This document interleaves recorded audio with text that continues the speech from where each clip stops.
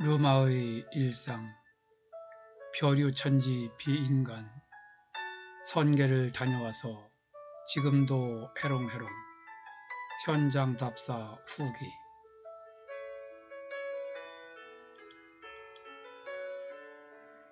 본 방송은 제가 살아가면서 느낀 바를 일기 형식으로 있는 그대로 정리한 것입니다.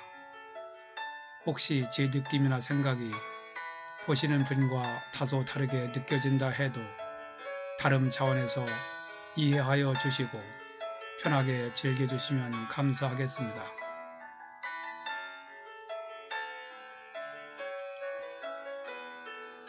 안녕하십니까. 오늘 표류천지 비인간, 선계를 다녀와서 지금도 해롱해롱이라는 제목으로 8년 전인 2012년 7월경 제가 업무차 현장 답사를 하면서 느꼈던 기억에 남는 답사 후기 하나를 정리하여 올려드리려고 합니다.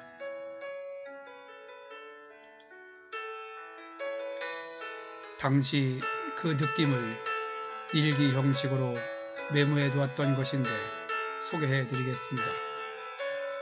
그때 현장 사진을 찍었었는데 보관해 두은 게 없어서 이미지 제고 차원에서 비슷한 느낌의 다른 사진을 올려드리니 참고하시기 바랍니다.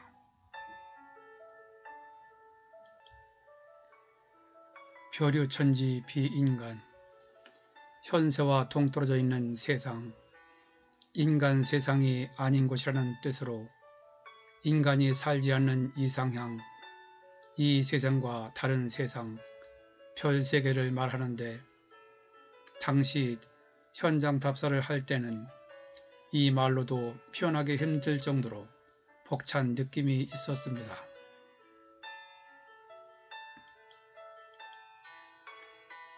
지금 생각해도 그 느낌이 거의 그대로 느껴지는 것 같습니다. 그때 3일간 써두었던 메모를 당시 느낌으로 다시 한번 훑어보겠습니다.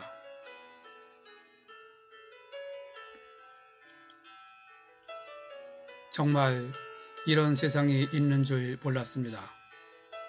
상담을 하는 가운데 뭔가 느낌이 오길래 상담이 끝나면 즉시 답사를 해야겠다는 강한 의지를 지인 73세 노인에게 표시하자 상담 중에도 수시로 기나긴 통화를 하기도 하고 자신의 과거 얘기를 장황하게 하시던 그분은 상담이 끝나자마자 바로 답사를 가려고 채비를 하는 나를 보고 심짓 놀란 듯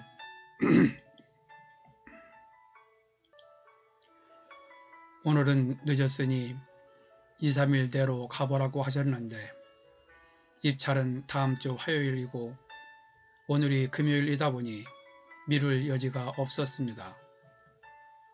물건에 관한 얘기와 그동안의 사연을 듣고 서류 검토는 마쳤지만 현장을 안 가보고 그냥 입찰 여부를 결정하는 데는 정확한 판단이 안 섰고 내가 직접 현장을 보고 난 후 입찰 여부를 상의해야 의미가 있기에 금요일 오후임에도 불구하고 지금 즉시 출발할 것이라고 했더니 지인도 나의 단호한 의지에 어쩔 수 없다는 듯 그럼 혼자 찾아갈 수 있겠느냐, 찾기 어려울 텐데 현장을 안내할 사람을 붙여줄 테니 다시 나를 잡아라 하시며 깊은 우려감을 표시했습니다. 하지만 어차피 답사는 혼자 다니는 것에 이미 익숙하고 또 그것이 편한지라 간단한 자료와 지적도 10만도만 챙겨서 주말이었지만 집에 가는 것도 미루고 서둘러 출발하였습니다. 땅 모양은 길지만 한 필지의 땅이 65만 평이 넘는 거대한 땅.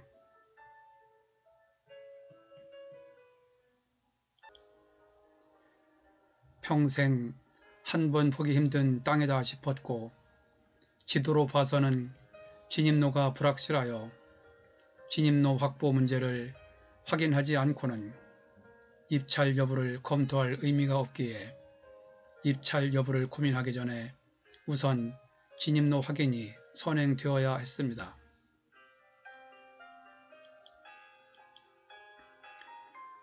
그래서 현장 답사를 하는 것이 무엇보다 중요한 사항이라 금요일 오후 3시 30분 시외로 답사 가기에는 이미 늦은 시간이었지만 현장을 다녀와야만 했고 그것을 가지고 주말에 물건의 활용 방안 등에 대하여 고민을 해도 해야 할 것 같았습니다.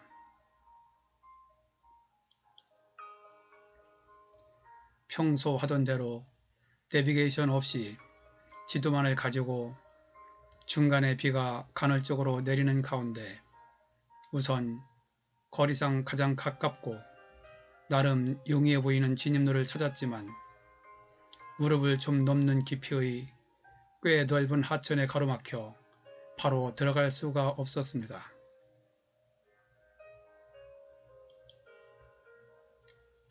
하지만 사륜 RV 차량, 광폭 타이어였기에 어느 정도 물이 흐르는 가운데 야트막한 곳을 골라 물속으로 천천히 진입을 시도했는데 차가 머리 크기만한 돌에 부딪히면 핸들이 휙 돌아가기도 하고 돌 위에 낀 이끼에 타이어가 옆으로 조금씩 미끄러지기도 했습니다. 그래도 험한 길을 많이 다녔던 경험과 사륜차를 믿고 조심조심 운전하여 거의 하천 중간 지점에 도달했는데 앞불사 주먹 크기만한 자갈 밑에 깔려있는 모래 속으로 바퀴가 서서히 빠져 급기야 핸들에 묵직하고 바퀴도 약간 헛도는 느낌이 왔습니다. 순간 가슴이 철렁 내려앉았고 그러다 혹시 바퀴가 물속 모래에 완전히 빠져버리면 인적이 드물고 해가 지려고 하는 상태에서 도움을 청하기도 어려워 낭패일 것 같아 그대로 직접 하천을 건너는 것을 포기하고 살짝 식은땀이 날 정도로 긴장한 채 숨을 깊게 들이쉬고 조심스럽게 후진 기어를 넣었습니다. 그리고 엑셀을 아주 조심스러이 부드럽게 밟으며 빠지기 직전에 다행히 간신히 그곳을 빠져나와 다른 진입로를 찾으려 지도를 꺼내 어느 길로 갈 것인가 찾아보기로 했습니다. 지도상 다른 진입로로 예상할 수 있는 길이 남은 곳은 3군데. 하지만 낯선 곳이라 무조건 일단 하나씩 확인하기로 했는데 2군데에서 실패를 하고 결국 3번째 방법인 비포장길 임도를 택해 오지 체험을 하는 듯 길을 헤매다 우여곡절 끝에 마침내 그 땅을 찾았습니다. 그런데 중간의 산속에서 내 위치를 찾기가 힘든 상황이고 지적도에서는 워낙 땅이 큰지라 그냥 하얀 상태로 도면에 윤곽이 나오질 않았고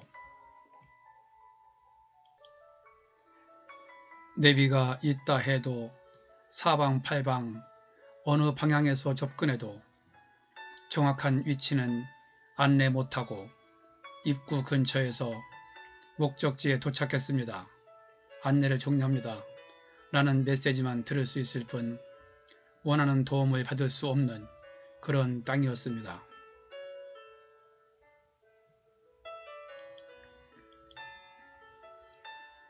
가는 도중에 수평으로는 나무만 보이고 고개를 들면 계속 이어지는 좁고 가파르고 끝없이 이어지는 지그재그 오르막길. 보이는 것은 나무와 하늘뿐 중간중간에 한쪽으로 내려다 보이는 아득한 낭떠러지.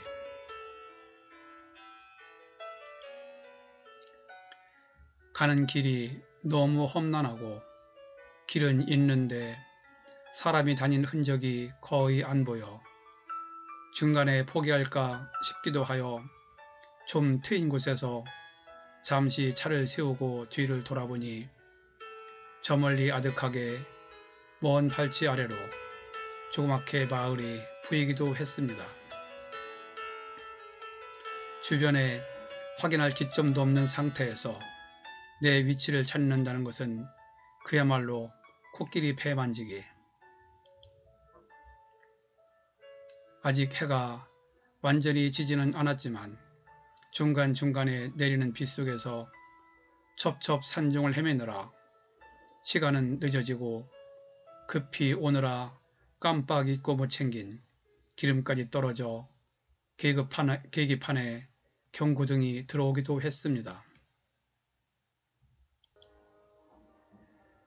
큰 나무 숲속 길이 계속 이어지고 곧 어두워질 상황이어서 중간에 포기를 할까 몇 번을 망설이다가 기왕 온 길이기도 하고 이 정도에 포기하고 그냥 간다면 지인에게도 괜히 호기를 부린 사람처럼 보일 것 같아 자존심도 있고 하여 포기는 있을 수가 없던 상황.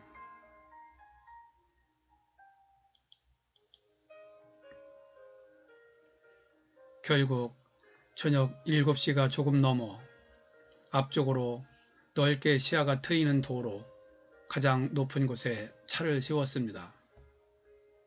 중턱에서는 큰 나무에 하늘이 가려져 어두웠었지만 트인데 높은 곳에 차를 세우니 여름이라 그런지 그런대로 시야는 훤하게 트였습니다.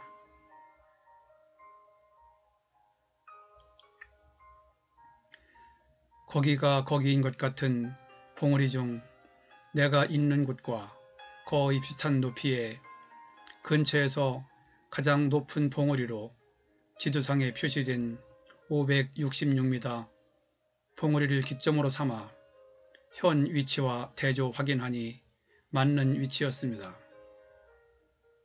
거대한 땅덩어리 속으로 깊숙이 들어온 것으로 판단되었습니다.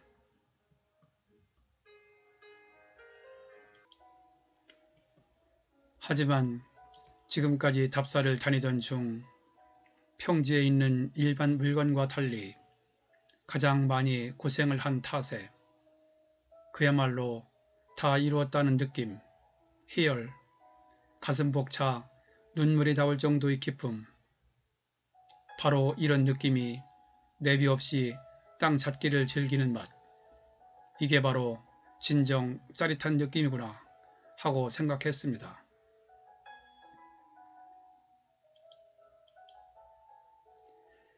처음에 땅 찾기를 시작한 2003년 초보 때였던 그 당시에 GPS는 있었지만 내비가 없어 일일이 축적 10만분의 1 지도에 표시를 하고 지적도와 10만도를 들고 땅을 찾으러 다닐 때 번지만 입력하면 땅을 찾아주는 게 나왔으면 좋겠다고 했었는데 그 후 얼마 지나지 않아 정말 내비가 나왔습니다.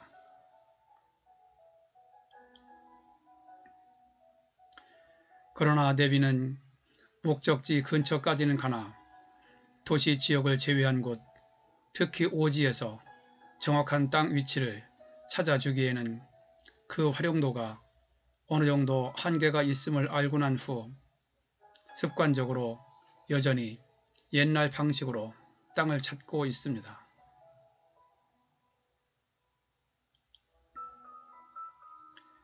답사 출발 전에 미리 10만도의 표시를 하고 머릿속으로 대략 노선을 정하고 중간중간 갈림길에서 10만도를 보며 방향을 확인하고 목적지 인근에 도착하면 지적도를 꺼내 땅 모양을 확인하면 거의 모든 땅을 정확히 찾을 수 있는데 그렇게 보물찾기 식으로 땅을 찾는 재미도 쏠쏠합니다.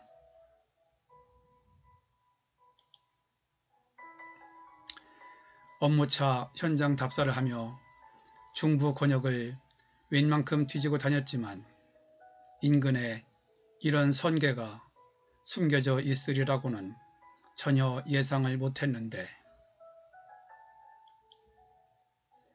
사륜 차량으로 560m 정도 고지 봉우리까지 꼬불꼬불 임도 따라 낭떠러지를 수차례 지나서 바위가 위에서 떨어질 듯한 아찔한 절벽 밑도 지나고 간간히 운모도 보고 중간에 비가 그칠 때는 언뜻 빨간 구름 사이로 석양이 보이고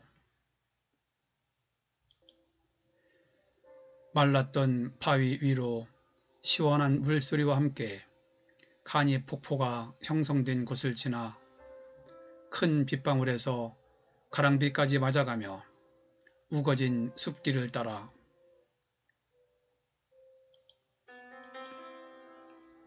그야말로 마치 스티븐 스필버그 감독의 영화 잃어버린 세계 속에 있는 원시림의 분위기를 그대로 마음껏 느껴본 황홀한 탑사였습니다.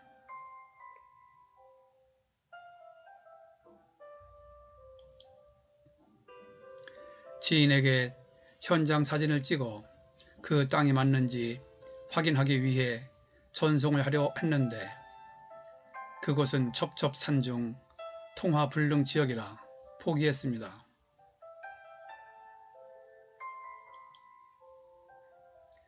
잠시 도로 상황 등 주변을 둘러보고 경계 윤곽을 가늠하였지만 땅이 워낙 커서 감으로만 확인한 후 금방 어두워지기 시작한 밤 8시경 산 밑은 금방 어두워져 헤드라이트를 켜고 하산하려고 꼬불꼬불 길을 내려오는데 계속 이어지는 내리막길에 브레이크를 연속으로 밟다 보니 브레이크 패드에 열이 나서 브레이크가 제대로 작동하지 않아 풋브레이크와 엔진 브레이크를 번갈아 사용하며 조심조심 하산을 하여 어머니 집에 도착하니 밤 9시 30분.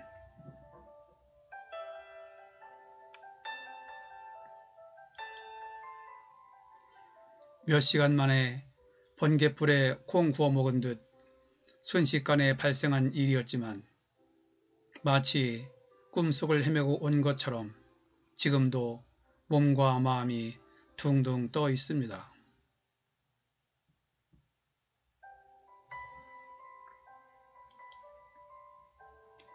어제 본 땅을 밤새 검토한 결과 이번 회차에 입차를 시도할 필요성이 있어 아내에게는 급한 일이 생겨 이번 주는 아무래도 집에 못 가겠다고 다시 한번 연락하고 토요일이었지만 지인과 함께 활용 방안에 대하여 상의도 할 겸 이번에는 확인 차원에서 답사를 여유있게 다녀왔습니다.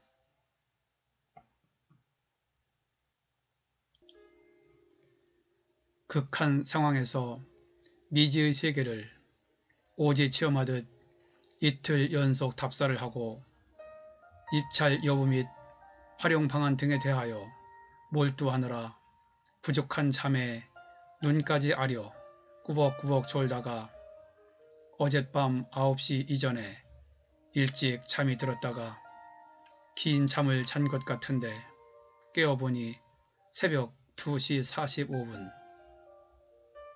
완전히 짧게 꿀잠을 잤습니다.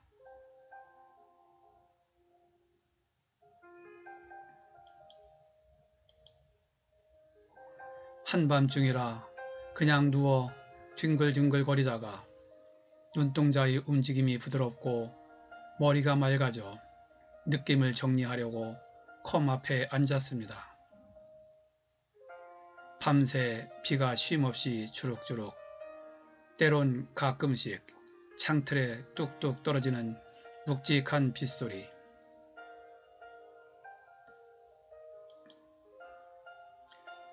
이렇게 비 오는 날에는 우산을 쓰고 산행을 하는 맛도 제법 운치가 있는데 산에 오르면서 가파른 길을 천천히 가다 서고 하면서 뒤로 돌아 발 아래 번잡한 도심을 바라보면 몰입에는 최고가 될 것 같아.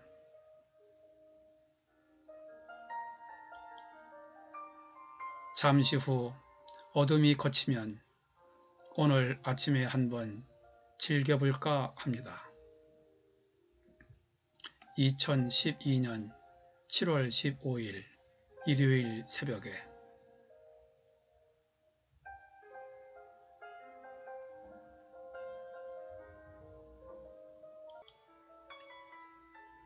본 내용이 좋았다고 생각되시면 아래에 있는 좋아요와 구독 버튼을 눌러주세요. 좀 더 느낌 있는 내용을 만드는데 큰 힘이 됩니다. 참고로 구독은 무료입니다. 감사합니다. 그럼 다음에 또 뵙죠.